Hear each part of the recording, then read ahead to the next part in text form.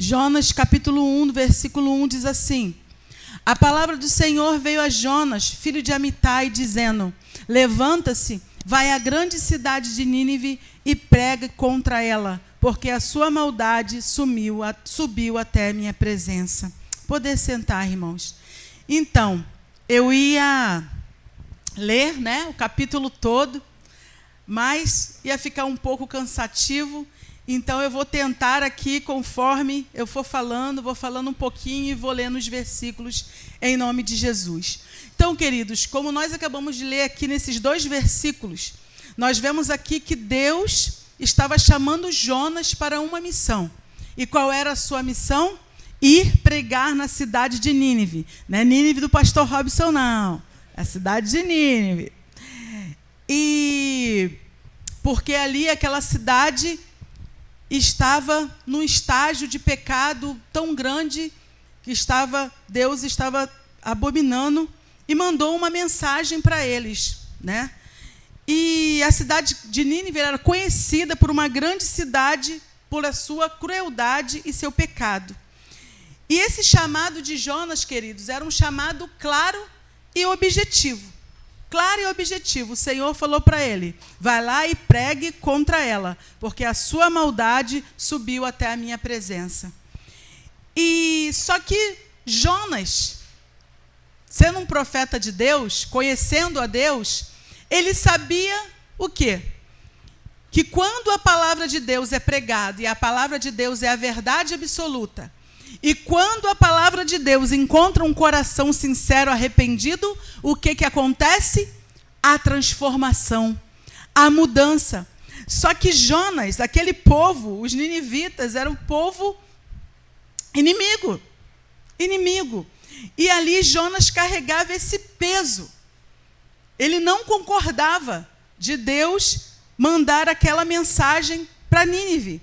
Por quê? Aquela mensagem significava que Deus estava mandando misericórdia para aquele povo. Naquela verdade, aquela mensagem era porque Deus queria ver o arrependimento do povo. O que vocês estão fazendo? Eu estou saturado, e Deus esperava uma postura desse povo.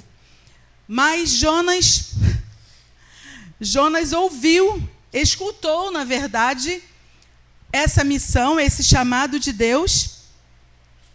E o que ele fez? Ele não obedeceu esse chamado. No versículo 3 diz assim: Jonas se levantou, mas para fugir da presença do Senhor. Jonas não se levantou para obedecer o que Deus mandou, mas ele levantou para fugir da presença do Senhor. E ele foi para Tarsis.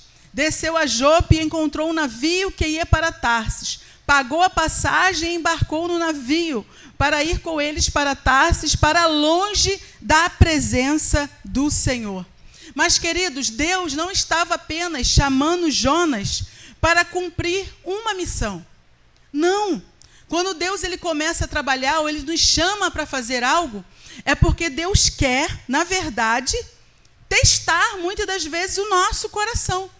E era o que Deus estava fazendo com Jonas também. Estava testando o coração de Jonas, confrontando os seus preconceitos. Porque Deus sabia que Jonas não concordava em levar essa mensagem para o povo de Nínive. Deus sabia que Jonas tinha preconceito com o povo de Nínive, achando que o povo de Nínive não era digno da misericórdia do Senhor. Mas ali Deus confrontou Jonas, mostrando para Jonas que o seu amor vai muito além de fronteiras, de nacionalidade, vai muito além de barreiras que pessoas possam colocar diante de outras pessoas que não querem alcançar. Foi o que Jonas estava fazendo. E muitas das vezes, queridos, nós fazemos isso também. Muitas das vezes nós achamos, nós somos de Jesus, eu frequento a igreja, eu sou bonzinho, eu dou dízimo, dou oferta, eu faço bem, eu sou maravilhoso, mas fulano, para aquele ali não tem jeito não, ele não é digno não. Queridos, diante do Senhor, como o Léo bem disse aqui nesse altar, nenhum de nós somos dignos, é imerecida graça. Não é por nós, é apesar de nós. E o Senhor mesmo assim fala conosco. O Senhor mesmo assim nos alcançou, amém? E ali Jonas, então o que aconteceu? O que aconteceu após Jonas receber a ordem de Deus para ir para Nínive? Ele foge, como nós lemos aqui no versículo 3 e 4. Jonas fugiu. Ao invés de se levantar para obedecer, ele se levantou para fugir da presença do Senhor. E fugindo da presença do Senhor, ele fugiu também da direção que Deus deu para ele. Ele fugiu numa direção oposta. Deus mandou ele para cá, ele foi para cá. Ele inverteu. E, queridos, e a sua fuga, a fuga de Jonas, não foi só uma questão de lugar, uma questão geográfica. A questão de Jonas também foi uma fuga espiritual, uma fuga emocional. Jonas, na verdade, estava com raiva. Ele está virado. Como que pode Deus querer mandar uma mensagem, uma palavra para aquele povo? E mandar eu falar com os meus inimigos? Olha a mentalidade de Jonas. Mas o que Deus estava fazendo com Jonas era sondando o coração de Jonas. Jonas, ele tentava evitar o confronto com seus próprios pecados de orgulho e rancor contra o povo de Nínive. Porque ele sabia, porque ele indo pregar, ele ia se deparar com o seu orgulho e com o seu pecado de rancor, de mágoa, de raiva e de ira. E muitas das vezes, queridos, essa decisão de Jonas, trazendo para nós, também nos mostra que muitas das vezes fugimos daquilo que Deus quer fazer em nós, preferindo manter nossas zonas de conforto e nossas opiniões, mesmo que isso signifique não obedecer à vontade clara do Senhor para as nossas vidas. Muitas das vezes o Senhor está nos dando uma direção na sua palavra. E nós, muitas das vezes, fugimos, igual Jonas, para não cair a ficha, para não se deparar e abrir ali o coração e reconhecer, muitas das vezes, o nosso rancor por alguém, nosso orgulho, a gente, muitas das vezes, cheios de razão. E foi ali como Jonas estava. E ele pegou um navio em direção contrária, como nós lemos aqui. E no versículo 4 diz assim: mas o Senhor lançou sobre o mar um forte vento, e levantou-se uma tempestade tão violenta que parecia que o navio estava a ponto de se despedaçar. E Jonas pegou o navio e ali começou uma tempestade. Deus permitiu uma tempestade. Não foi uma tempestadezinha, não. Diz a Bíblia, uma grande tempestade. Mas essa situação, queridos, da tempestade, muitos podem estar vendo, desobedeceu, Deus está castigando. Não, queridos, não.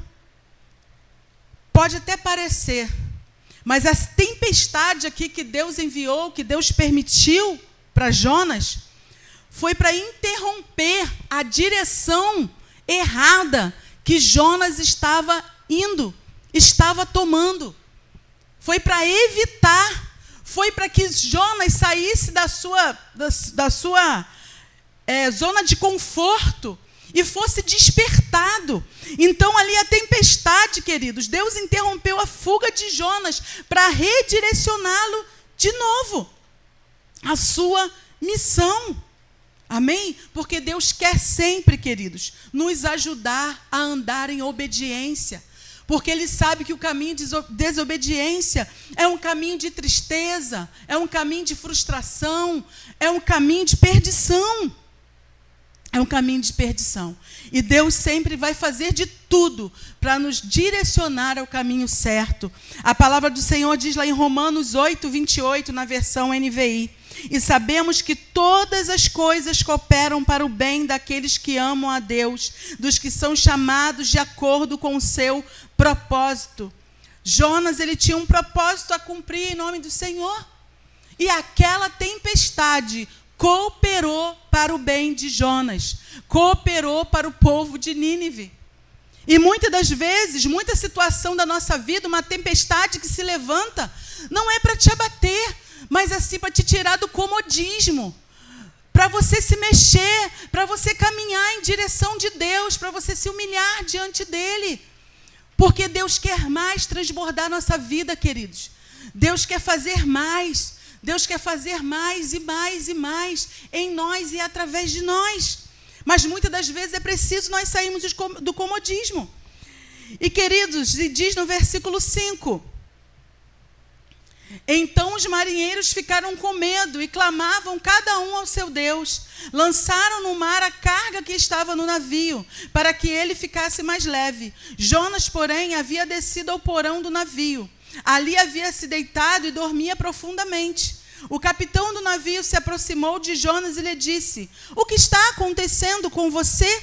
Agarrado no sono? Levanta-se, invoque o seu Deus. Talvez assim esse Deus se lembre de nós, para que não perecemos. Os marinheiros diziam uns aos outros: vamos lançar sorte para descobrir quem é o culpado desse mal que caiu sobre nós. Lançaram sortes e a sorte caiu sobre Jonas. Então lhes disseram: agora nos diga, quem é o culpado por este mal que nos aconteceu? Qual é a sua ocupação? De onde você vem? Qual a sua terra? De que povo você é? Jonas respondeu: eu sou hebreu e temo o Senhor, o Deus do céu, que fez o mar e a terra. Então os homens ficaram com muito medo e lhes perguntaram: o que é isso que você fez? Pois aqueles homens sabiam que Jonas estava fugindo da presença do Senhor, porque eles havia contado. Então lhe perguntaram: o que devemos fazer com você para que o mar se acalme? Disseram isto porque o mar ia se tornando cada vez mais tempestuoso. E Jonas respondeu: pegue-me e me lance no mar. Então o mar ficará calmo, porque eu sei que por minha causa esta grande tempestade caiu sobre vocês. Então, queridos, muitas das vezes a tempestade, como não atingiu só Jonas, atingiu aqueles marinheiros que não tinha nada a ver com a história. Muitas das vezes a tempestade também, aqueles marinheiros não tinham nada a ver com a situação. O negócio era de Deus com Jonas. E muitas das vezes também, aqui nos mostra que a nossa desobediência pode colocar outros também em situações difíceis. Às vezes o que influencia, às vezes a pessoa fala assim: o pecado é só meu, o problema é meu, ninguém tem nada a ver com isso. Não. Muitas das vezes o nosso pecado, a nossa desobediência influencia outros também. Outros que às vezes não tem nada a ver com isso, queridos. Mas na verdade, querido, essa tempestade, Deus usou como instrumento para acordar Jonas. Até aqueles homens que não eram de Deus, eles foram usados por Deus para despertar Jonas e tiveram discernimento. Não, é por causa de alguém aqui. E foram lá em cima de Jonas e falaram: invoca o teu Deus, quem é você? Fala aí para a gente. Né? E levaram Jonas a cair em si, com aquelas perguntas que eles começaram a fazer. E Jonas viu, né? E falou para eles. Então aqui nós vemos que Deus usou aquela tempestade e que também a tempestade muitas das vezes atinge outros que não tem nada a ver com isso. No versículo 17 diz assim: o Senhor ordenou que um grande peixe engolisse Jonas, e Jonas esteve 3 dias e 3 noites no ventre do peixe. Depois daquilo tudo, eles jogaram Jonas no mar, né? E ali, o que aconteceu? Mais uma vez, aí depois você fala assim: pô, é prova, não é mais uma vez, é intervenção divina a favor de Jonas. Porque se Jonas, queridos, caísse naquele alto mar, né? Pô, ele poderia ter morrido afogado. Os peixes piranhas poderiam ter comido, algum outro peixe, algum outro bicho, mas ali Deus enviou aquele peixe para engolir Jonas, para quê? Para preservar a sua vida física, mas também para preservar o momento dele com Jonas. Porque, infelizmente, precisou Jonas ir parar na boca de um peixe, experimentar algo milagroso, grandioso, para ele cair em si, a quem ele servia, de quem ele era profeta, a missão de quem que ele teria que obedecer e cumprir. E ali Jonas caiu em si na boca daquele peixe e ele começou a refletir. E no capítulo 2 começa essa reflexão, a oração de Jonas. Então Jonas, do ventre do peixe, orou ao Senhor seu Deus e disse, ainda bem que ele estava vivo, né, com a oportunidade de orar, de se arrepender. Na minha angústia clamei ao Senhor e ele me respondeu. Do ventre do abismo gritei e tu ouvistes a minha voz. Pois me lançaste nas profundezas, no coração dos mares, e a corrente das águas me cercou. Todas as tuas ondas e as tuas vagas passaram sobre mim. Então eu disse, estou excluído da tua presença. Será que tornarei a ver o teu santo templo? As águas me cercaram até a alma, o abismo me rodeou, e as águas se enrolaram na minha cabeça. Desci até os fundamentos dos montes, desci até a terra, cujos ferrolhos se fecharam atrás de mim para sempre. Tu, porém, fizestes a minha vida subir da sepultura, ó Senhor meu Deus. Quando dentro de mim desfalecia a minha alma, eu me lembrei do Senhor, e subiu a ti a minha oração no teu santo templo. Os que adoram ídolos vãos abandonam aquele que lhes é misericordioso, mas com a voz do agradecimento eu te oferecerei sacrifício, o que prometi cumprirei. Ao Senhor pertence a salvação. E o Senhor falou ao peixe, e este vomitou Jonas na terra. Amém? Então Jonas orou, queridos, ele se arrependeu da sua fuga, ele reconheceu a sua dependência de Deus, e ali ele agradeceu tão grande salvação. Mais uma vez eu digo, o peixe não foi castigo, mas foi sim intervenção divina para transformar o coração do profeta Jonas, antes mesmo da sua missão. Amém? E como nós lemos no capítulo 2, no versículo 10, que após Jonas ser vomitado pelo peixe, ele recebeu de novo o chamado de Deus para ele ir a Nínive. De repente ele pensou que tudo que ele passou, não, poxa, Deus vai ter misericórdia, eu passei por isso tudo, ele vai pegar leve, de repente ele vai desistir disso, que ele está vendo que isso é muito difícil para mim. Mas não, queridos, mais uma vez o Senhor, lá no capítulo 3, versículo 1, a palavra do Senhor veio a Jonas pela segunda vez, dizendo, levanta-se, vai à grande cidade de Nínive e pregue contra ela a mensagem que eu lhe darei. Jonas se levantou e foi a Nínive, segundo a palavra do Senhor. Ora, Nínive era uma cidade muito importante diante de Deus. Eram necessários 3 dias para percorrê-la. Jonas começou a percorrer a cidade, caminho de um dia, e pregava dizendo, ainda 40 dias e Nínive será destruída. E ali, Jonas, depois de passar isso tudo, ele obedeceu. E sua pregação foi objetiva, mas também poderosa, como nós acabamos de ler aqui nos versículos 1 ao 4. E no versículo 5 do capítulo 3, os ninivitas creram em Deus, proclamaram um jejum. Olha, mal eles se converteram, e eles já estavam se humilhando com jejum e oração diante do Senhor. Os ninivitas creram em Deus, proclamaram um jejum e vestiram roupas feitas de pano de saco, desde o maior até o menor, até as crianças. Quando esta notícia chegou ao rei de Nínive, ele se levantou do seu trono, tirou os trajes reais, cobriu-se de pano de saco e sentou-se sobre cinzas e mandou proclamar e divulgar em Nínive o seguinte: que seja assim com a nossa nação. Que seja assim com a nossa nação, amém? E mandou proclamar e divulgar em Nínive o seguinte: por mandato do rei e dos seus nobres, ninguém, nem mesmo os animais, bois e ovelhas, pode comer alguma coisa. Não lhes deem pasto, nem deixem que bebam água.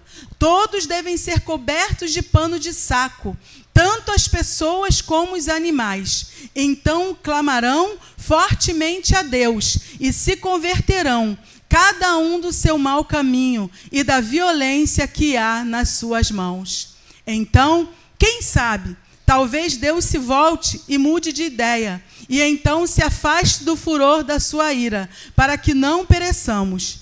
Deus viu o que fizeram, como se converteram do seu mau caminho, e Deus mudou de ideia quanto ao mal que tinha dito que lhes faria, e não os fez. Amém, queridos? Amém. Deus enviou uma palavra para eles, e eles deram uma resposta. Não uma resposta de daqui a pouco, não daqui a pouco, uma resposta, um dia eu tomo a decisão, não uma resposta, daqui a pouco eu mudo, não uma resposta, Deus me entende, não. Eles deram uma resposta imediata, um coração quebrantado, um coração voltado para o Senhor. Glórias a Deus, queridos. Aqui o povo, a cidade toda se converteu, do rei ao mais pobre, do mais novo ao mais velho. Eles se arrependeram, eles se humilharam e eles buscaram a misericórdia do Senhor. E Deus olhou para a atitude deles. E Deus olha para a nossa atitude hoje, queridos. Qual tem sido a nossa atitude diante do Senhor? Nós temos nos humilhados cada vez que nós escutamos tantas coisas, que é o cumprimento da palavra de Deus. Tão perto está a volta de Jesus. Será que isso está fazendo a gente se humilhar mais, buscar mais? Ou a gente está se entulhando de tanta coisa e isso tudo nos distraindo, nos afastando dele? Então, que nós possamos fazer, queridos, como o povo de Nínive.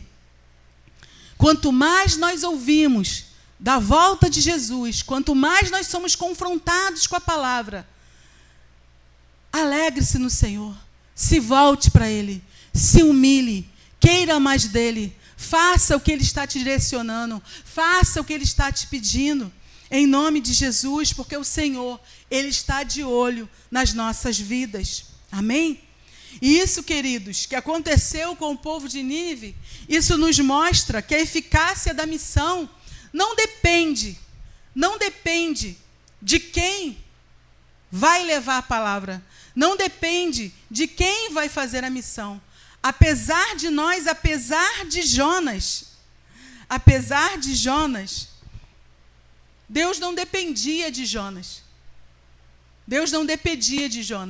Jonas foi apenas um instrumento. Mas a missão depende do poder soberano de Deus sobre os corações e sobre as circunstâncias. Amém?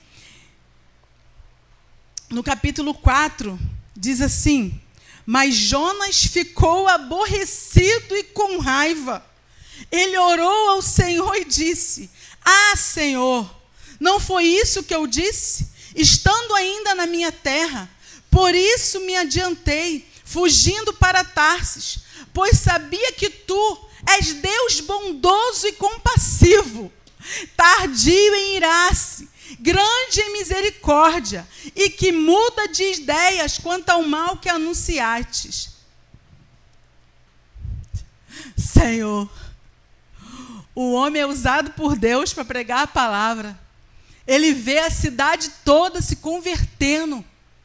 De verdade mesmo, o povo ali se humilhando. Ele, em vez de glorificar, agradecer a Deus pela eficácia da palavra de Deus, pelo amor de Deus manifestado na vida do povo, ele fica irado, queridos. É a mesma coisa, nós oramos aqui pelo bairro das Pedreiras. Aí um dia entra todos os moradores aqui do bairro de Pedreiras chorando, se arrependendo. Aí Sandro vai ficar com raiva. A gente dá uma coça nele. Se converte, pastor. Aí a gente vê, queridos, como que o homem é falho, como que o homem é pequeno, e trazendo para nós como que nós somos pequenos. Eu vou confessar um pecado para vocês. Eu já confessei diante de Deus, mas estou lembrando, vou confessar para vocês. Quando assim que eu me converti, olha a mentalidade, né? Mas graças a Deus foi no início, tá? E quando eu me converti, Eu tinha uma ideia assim, porque na verdade quando eu me converti, quando eu aceitei Jesus, na verdade eu não aceitei com a intenção correta. Estou 30 e poucos anos na caminhada, acho que tem uns 12 ou 15 que a intenção correta de verdade veio. Mas no início eu achava assim, que Jesus, né, fala a palavra que ele veio para os doentes. Então, só as pessoas problemáticas que tinham que aceitar Jesus no início. Eu não tinha entendimento, eu não conhecia a palavra de Deus, porque Jesus veio verdadeiramente morrer por nós. Então eu achava que... Aí eu olhava para algumas pessoas e eu falava assim, essa aí não precisa de Jesus não, tem a vida boa, é bonita, tem saúde, tem dinheiro, ela não precisa de Jesus não. E às vezes eu orava só porque eu via ali doente, ou pobrinho, ou carentezinho, eu na minha idiotice, né, na minha mentalidade pequena. E muitas das vezes nós somos assim também, queridos. Às vezes nós achamos, somos irados, não, que orar por fulano nada, ele não merece não. E quem merece? Quem merece? Quem merece? Amém? Então, queridos, Deus ouviu o clamor daquele povo, a rendição daquele povo. E foi por isso que Jonas não quis pregar. Porque, no fundo, ele conhecia Deus, ele sabia quem Deus era. E ele sabia que Deus era misericordioso e bondoso. E ele, ao invés de se alegrar com o sucesso da missão, com o arrependimento da cidade, como nós lemos, ele ficou irado. Ele ficou irado e ele queria ver a cidade destruída. E no restante do capítulo 4, eu não vou ler, mas conta que Deus usou uma planta que nasceu e morreu rapidamente para ensinar a Jonas uma lição sobre compaixão. Jonas se preocupou mais com a sua própria sombra, se preocupava mais com a sua própria sombra do que com a salvação de milhares. De milhares. Ele ficou indignado com a vida tão curta da planta. E ele não ficou indignado se aquela cidade inteira fosse perdida, fosse aniquilada. Olha a mentalidade. E esse confronto, queridos, que expôs o maior problema. Deus quis mostrar para Jonas que o maior problema não era Nínive. O maior problema não era Nínive, mas era o coração endurecido do profeta. Que embora Jonas fosse um profeta, ainda resistia ao caráter misericordioso de Deus. Ele era um profeta, Deus até o usava, mas Jonas ainda não tinha experimentado a transformação do seu caráter.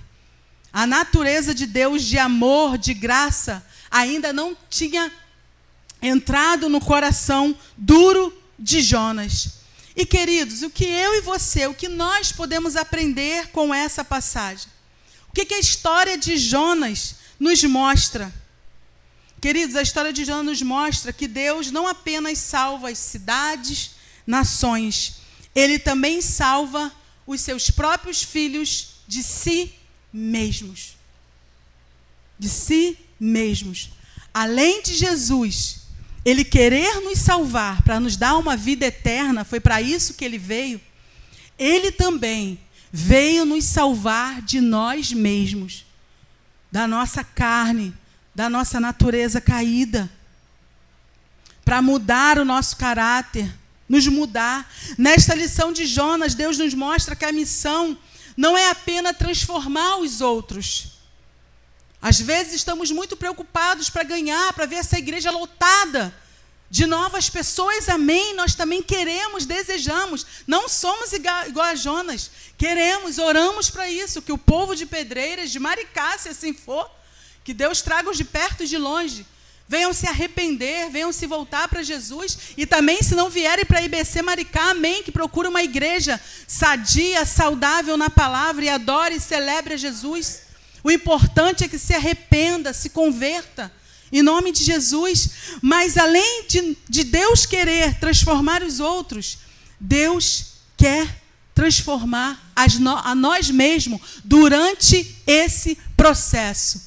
Enquanto a gente vai pregando, levando Jesus para outros, nesse processo, o Senhor também vai trabalhando em nós, vai moldando em nós o caráter de Jesus.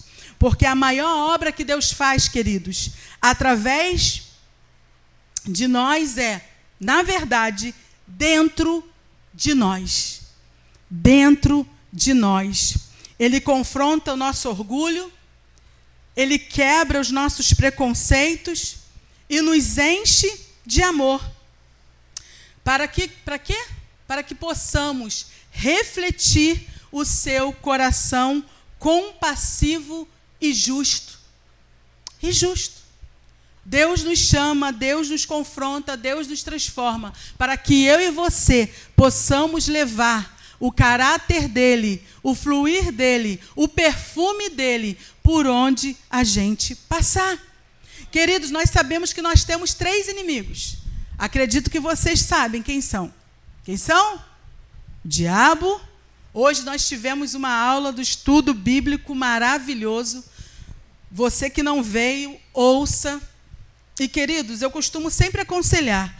Às vezes as pessoas falam assim, poxa, mas eu vou viver na igreja, vou de manhã, vou de noite.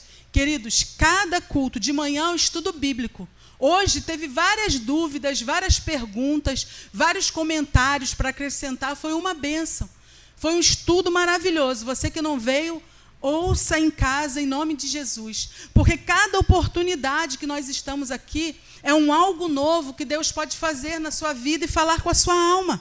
À noite é o culto de celebração, já é outra pegada. E assim por diante, quinta-feira foi um mover lindo, gostoso de Deus, maravilhoso. Então, Deus, voltando para cá. Então, o diabo, como eu entrei no assunto por causa do estudo, tivemos uma aula poderosa. Mesmo você que ouviu, ouça de novo para fixar. O mundo e a nossa própria carne, a nossa própria concupiscência. Mas o nosso maior inimigo, queridos, não é o diabo. Não é o diabo. O maior inimigo não é aquele que nos persegue. Mas o nosso maior inimigo, o verdadeiro inimigo, são os pecados que não confessamos e que damos desculpa para nos justificar. E, queridos, infelizmente, cedo ou mais tarde, eles irão nos destruir, nos paralisar, se não forem confrontados. Se a gente não olhar para dentro de nós mesmos e reconhecer e falar isso diante de Deus, olha, é difícil, é doído, mas é libertador. É libertador. Então, hoje, queridos, essa palavra não é para você sair daqui cabisbaixo, desanimado, pelo contrário. É para te encorajar, é para te mostrar que assim como Deus poupou Jonas no processo, Ele também vai poupar eu e você. Não tenha medo do processo. Ele vai te poupar em meio ao processo da sua missão, assim como Ele fez com Jonas. Ele quer fazer o mesmo comigo e com você. E a maior obra que Deus quer fazer, queridos, e está fazendo, amém? Você crê que Deus está fazendo uma obra em você? É de dentro para fora. É de dentro para fora, no nosso coração. Então, nós não temos que viver de performance, não temos que viver de aparências. Nós temos que rasgar o nosso coração, porque a obra do Espírito Santo é de dentro para fora. E a obra dele, ele liberta, ele limpa. Amém? E ele nos usa para cumprir o chamado que ele nos chamou. Mas a maior missão começa em nós mesmos. A maior missão de Deus começa em nós mesmos. Por isso que você possa sempre lembrar desse versículo. Quando vier a tempestade, vier o desespero te abater de alguma dificuldade, algum peixe, tudo coopera para o bem daqueles que amam a Deus. Tudo coopera para o bem daqueles que amam a Deus. O importante é seguir na direção de Deus, sem querer mudar o caminho, sem pegar atalhos. A direção certa é de encontro com a palavra de Deus. Deus deu uma palavra para Jonas. Jonas quis ir o contrário da palavra. Mas toda palavra contrária à direção da palavra de Deus é atalho. Então, que nós possamos colocar isso no nosso coração. Que tudo coopera para o bem daqueles que amam a Deus, em nome de Jesus.